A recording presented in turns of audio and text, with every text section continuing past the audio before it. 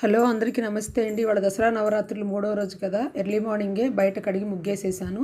ఇవాళ అన్నపూర్ణదేవి అవతారం కదా. అన్నపూర్ణమ్మకి దద్దోజనమును గారెలు చేస్తున్నాను. ముందుగా ఒక గ్లాసు బియ్యం కుక్కర్లో వేసేసుకుని నీళ్లు పోసి మెత్తగా ఉడికించుకోవాలి.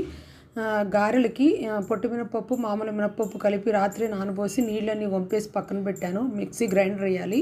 తర్వాత అన్నంలోకి గోంగూర పులుసు కాంబినేషన్లో ముద్దపప్పు చేస్తున్నాను. గోంగూరలో పచ్చిమిర్చి పచ్చిశనగపప్పు వేసి కుక్కర్లో పెట్టేశాను ఉత్తపప్పుకి దానికి. తర్వాత ఈలోపు చారు తిరగమాత వేసాను. కొంచెం నెయ్యితో వేయాలి, ఆవు నెయ్యితో. జీలకర్ర ఆవాలు మెంతులు కొంచెం ఎండుమిర్చి ఇంగువ వేసి తిరగమాత వేగిన తర్వాత చారు పొడి నీళ్లు పోసేసి టమోటా కొత్తిమీర కరివేపాకు వేసాను. పులుసు కూడా పెట్టచ్చు కానీ టైం ఉండదు కదండి, అందుకని నేను పులుసు పెట్టలేదు. అన్నపూర్ణ అవతారం కదా, అన్నం కూర పప్పు పచ్చడి అన్నీ ఉండాలని చేస్తున్నాను. ఈలోపు దద్దోజన అన్నం కూడా మంచిగా ఉడికిపోయింది. ఆవు పాలు కాగబెట్టుకుని పక్కకు పెట్టుకున్నాను. అవి ఆవు పాలు వేడి అన్నంలో పోసి మంచిగా కలుపుకోవాలి. మనం ఎక్కువ పాలు పోస్తే కనుక మనం తినే టైంకి నైవేద్యం పెట్టే టైంకి గట్టి పడకుండా ఉంటుంది. కొంచెం చల్లారిన తర్వాత ఆవు పెరుగు తోడేయడానికి వేశాను. మనం పూజ అయ్యేలోపు మంచిగా తోడుకుంటుంది. మంచిగా కలిపేసేసుకొని చల్లారిన తర్వాతే ఉప్పు వేసుకోవాలి. పూర్తిగా చల్లారిన తర్వాత చల్లారిన తర్వాత ఉప్పు వేసేసాను. తర్వాత బీట్రూట్ కర్రీ చేస్తున్నాను. కొంచెం పెసరపప్పు అది వేసి కర్రీ తురివేసి పక్కకు పెట్టుకున్నాను. ముందుగా పప్పుకు పోపు వేసేసాను.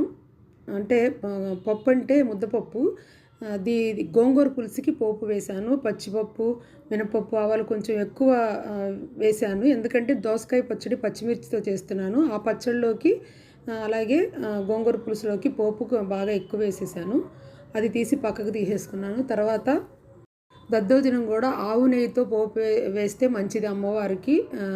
అలాగే పచ్చిపప్పు మినపప్పు ఆవాలు జీలకర్ర పచ్చిమిర్చి కరివేపాకు అన్నీ వేసి దద్దోజనాలకు కూడా తిరగమాత పెట్టేశాను. తర్వాత కూరకి వేశాను. జీలకర్ర కొంచెం మినపప్పు ఆవాలు వేస్తే సరిపోతుంది. పోపు వేగిన తర్వాత తరిగి పెట్టుకున్న కూర కూడా వేసేసి మగ్గ పెడుతున్నాను.